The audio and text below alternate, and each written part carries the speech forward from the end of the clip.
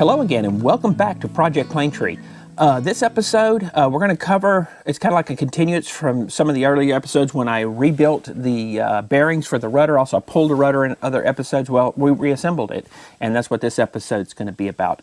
And also when I was reassembling, some things had to be done first. There was some osmosis here on the back of the keel that had to be fixed, and also at the top there had to be some prep work. And also I didn't put it back the same way it came out. Made some changes. Let's take a look. So here is, I'm getting ready to install the Gudgeon. When I started taking a closer look at this fit here, where it slides in, you have this surface here that rides inside, and of course the bolt that goes through here. And you know, just it was a little bit suspect because it really fits loose, and I can understand why it would fit loose. If it fit perfectly tight, the alignment of the bearing to the Pintle would be too, you know, if this was off any at all, it would actually affect this. Where this, if it's a little loose, it'd be kind of self-aligning. So a little loose makes sense, but it's a lot loose.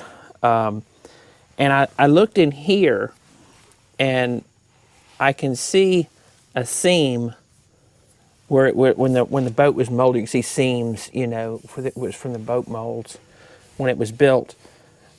So it's not like it's wore that loose, like it's by design, but some things have happened. It's not as obvious on this side. On the other side,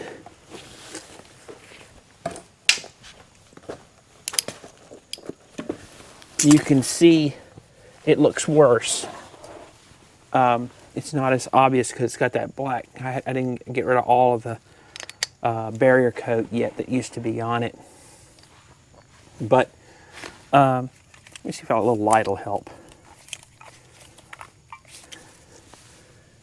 See right there? We have a hole.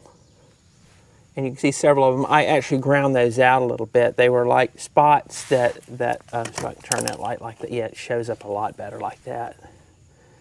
You see these right here? That right there. So I ground it out, ground it clean, and got rid of all those pits that was there. And you can see to where this thing here really looks, it's like cavities, It doesn't look like typical osmosis is an interesting thing that you would see. Like what this was osmosis that somebody had repaired. I don't know what it was, but nevertheless, I grounded it out and I'm going to fix it. So also, it's going to take a little bit to fix it. It's not an easy place because one is this is a pretty critical spot, this is still substantial. I mean, it's not like I'm going to run into a problem that it's weakened to the point to where, the Gudgeon may come loose. The problem is, it's just so far off. I mean, if I can get a dimension here for you. And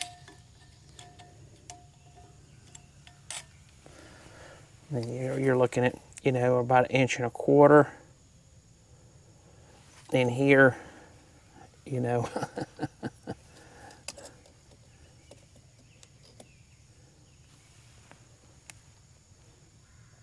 over 1.5 inches.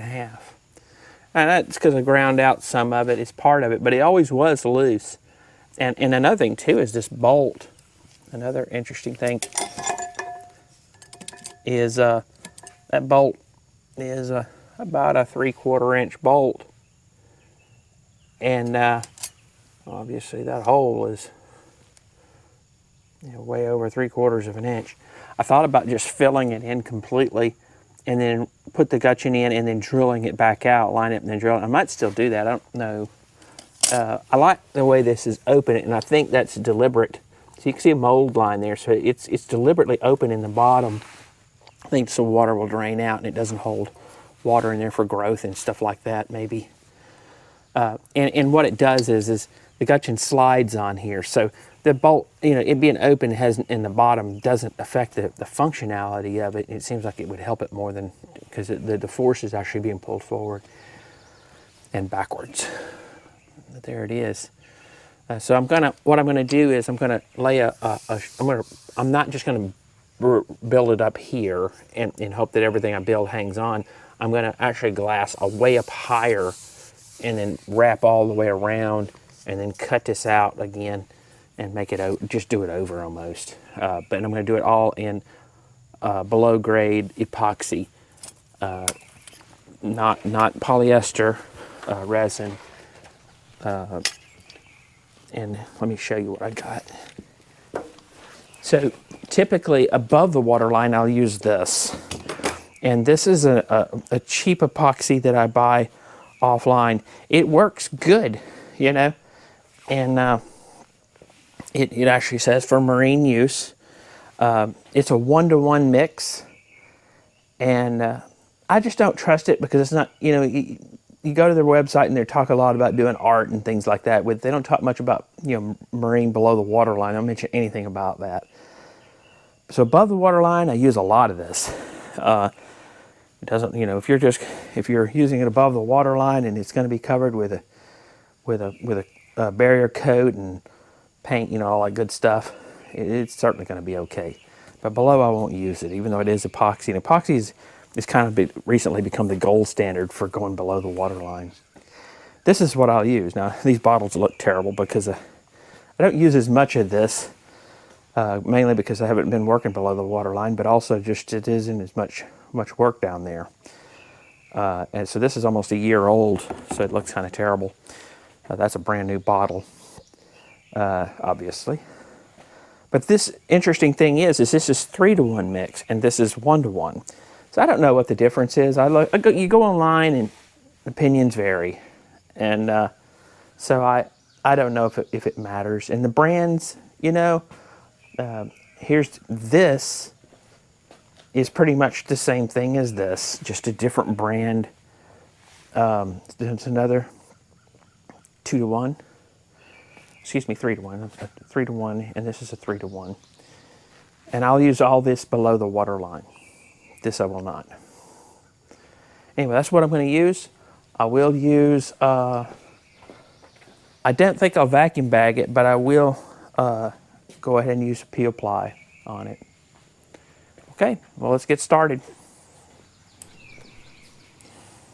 After I finished filling all this in, I took a router and cut that slot back and drilled that hole back at the proper dimensions. Then I glassed it over with 2 coats of glass and put 2 coats of gray barrier coat. Then I reassembled it. I put the gudgeon and all that back together.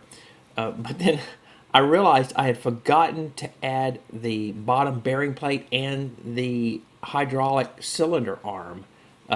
So I had to back all that out and take it back apart.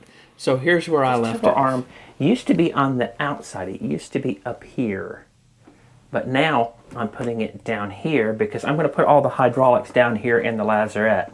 And the reason for that is the original, I believe the original install, which Willard did, they chose not to do that because there was really no access to this laz. But I've since then added a hatch, so now it has fantastic access. So there's really no reason to fill this area up here with mechanical gear that I can put down here. Now, the interesting thing is I already put in this thing here. Before, what there was is that right there where that box is that's been cut into the side of the bulkhead there was a hole there which the hydraulic ram was too long and they had to extend it into the bulkhead. So they took a 1-inch auger bit and they butchered it to make it big, and they bored a bunch of holes in it good enough to where they put a 6-inch hole into it. And I didn't like that, even though that's down inside of the settee and you can't see it. So I chose to box it in. Now that won't be needed now. I just did all that for nothing. Well, I don't say nothing because we'll probably use it for something. As you can see, I got cableways going into it, and it's going to have a nice bushing around that hole. It'll probably be used for something, but I want to keep this settee empty so I can keep things, use it for storage, and keep the mechanical things out of harm's way here in the LAZ. Typically, that's where on most boats you find your steering gear and stuff like that.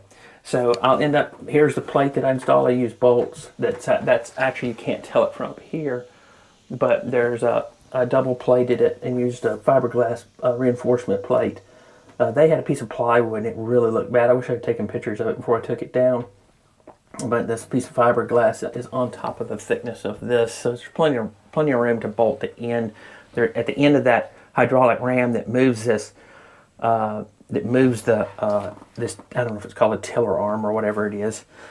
There's a ball joint, and that ball joint will mount somewhere over here. And that's kind of nice though, because it still have to mount back up in there, and now we can get to the other ends of the bolts. The other end of the bolts will be back up inside of there.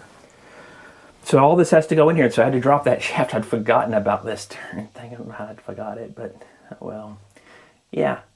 You couldn't do this before. Oh, there's one other important thing. This was also not able to be done because they had the bearing down here.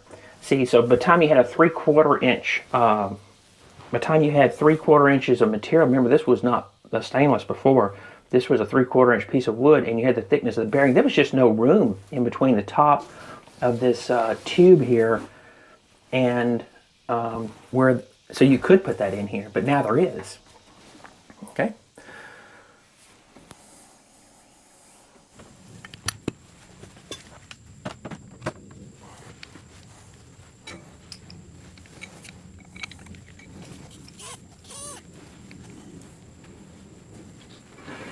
So now that I got the that tiller arm connector, whatever you want to call it, that goes to the hydraulic cylinder in place, and also the bottom bearing plate, I can now use a jack to push it through those two and get the arm in place so I can get the Gudgeon put back in place.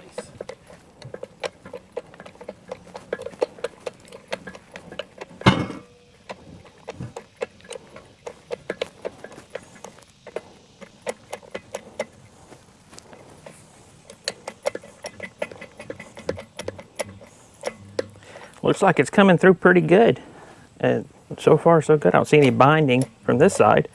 I mean, I'm watching it, the same thing you're seeing right now, but I'm down here working the hydraulic jack, about out of stroke. Yep, I'm out of stroke, so I gotta move it up on the block. But so far so good. This thing weighs more than it thinks too. It's solid bronze, so it's heavier than it looks. Oh. I don't know what it weighs, but it just sure seems like it weighs a lot. Okay, got it started. Up we go, and slider. Oh, that went too easy.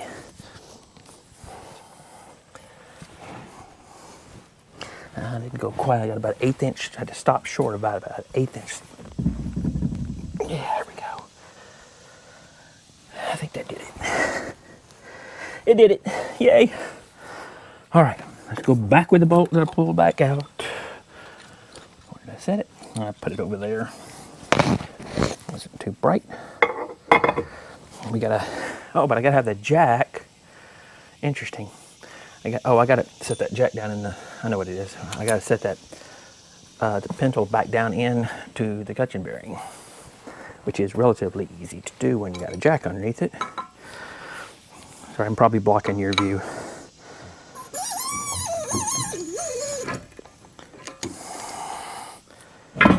There it goes.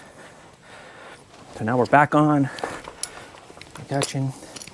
I put this underneath it, and the reason you're probably wondering why I keep putting this underneath there. This thing, this slot here that was made is actually a lot sloppier. That's why this is gray, because I redid this over the years. I think it had wore a little sloppy. It's supposed to be a little loose because it kind of has this little bit of a self-alignment to it. But the problem I was running into is that underneath here where that bolt goes through, that was just really horrible looking. And also there was some osmosis in there. And between it all, I thought it would probably be better just to clean, get all rid of the osmosis, clean it up, tighten the specs back up to where it was close to where it was, Now I say close, it always has been loose, because what happens is, you can see, this is, if you can see from there, this is a seam. This boat was made in a mold, and two pieces go together, and they didn't line up right. I mean, they were way off. You could see to where one's slightly higher than the other. So they build a lot of slop in this to help make up for that. So because it's already together and I don't have to worry about that, I tighten it up a lot as far as the tolerances. And so when I jack this up, that makes this hole go down. And when the hole goes down, I then put the bolt in, tighten it up. Then when I release it, it puts the weight back on the bolt and of the rudder, and takes the weight a little bit off of the body of the hull. So what I do is I just kind of do this. I kind of push while I do that.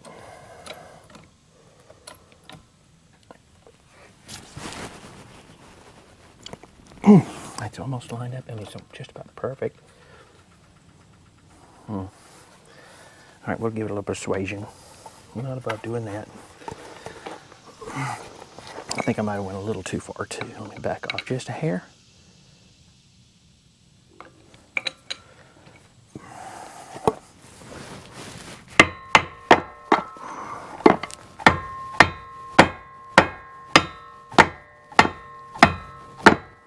I'm beating it with this piece of plywood. I mean, there's probably better things to use, but I don't want to beat on it too hard anyway. I mean, it's not like, if I'm beating it so hard, I got to have a hammer to do it. It's a bronze bolt, for crying out loud. I'm probably doing something wrong. Back on with the bolt. I marked which side goes out because that matters. I need to turn it where I can get to my, I'll have to turn it where I can get back to the hole. But I got to first bring the bolt all the way through.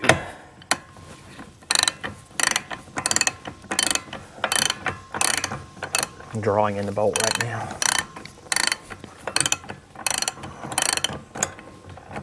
Yeah, it's coming right there. You can just push through with my fingers. Okay, back to where my hole is on top. And let's rock and roll.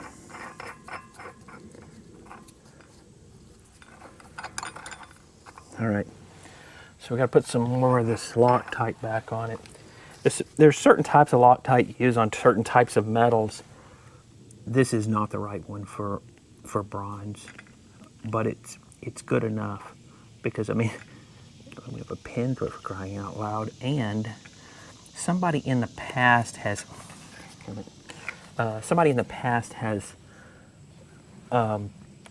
pinged the threads. So you take a punch and you distort the threads to where they fit tighter. I don't really like doing that as a lock. There's reasons why you do that, but I wouldn't do it to hold something as serious as this on, you know. There's certain reasons, you know, it's okay to do it sometimes, but for light duty things, and there are other reasons why you do it, but this is not one of the reasons I would choose. Okay.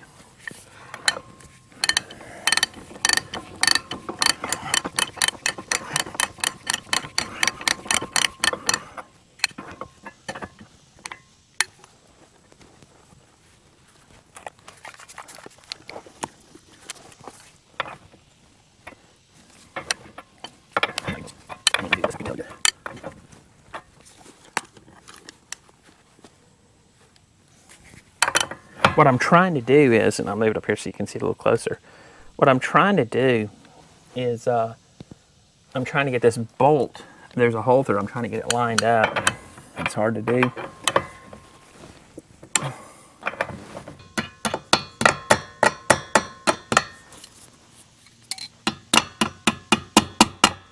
All right. And I hope we don't have to do that again. If I do, I'm buying another bolt.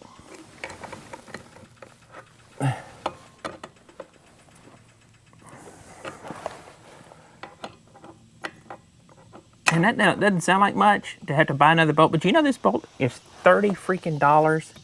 I mean, and it adds up to every time you got to do that.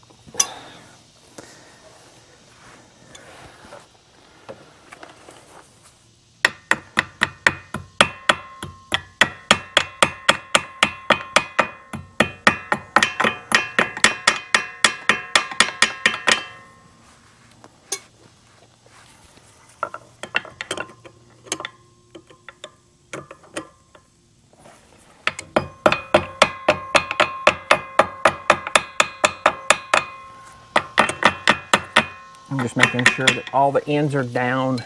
You don't want it to where something can catch on it. I think we got her good now.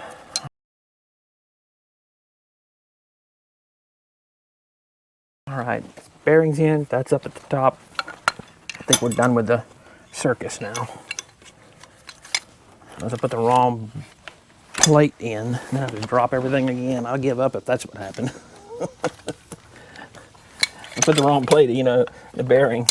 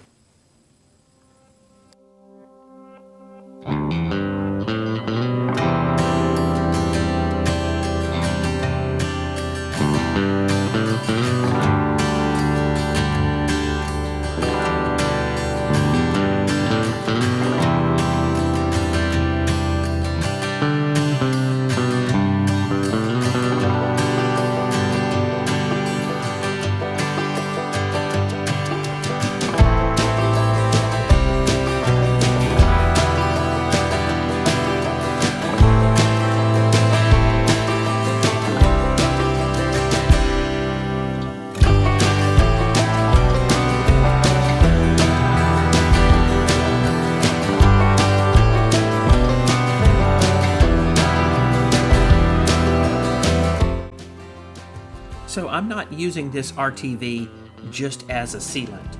I'm also using it as something to help prevent noise from translating from the screw, which is the propeller, into the rudder, which then would translate into the hull, and you would hear a humming sound.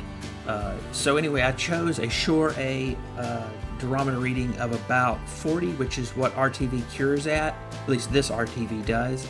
It's between 35 and 45.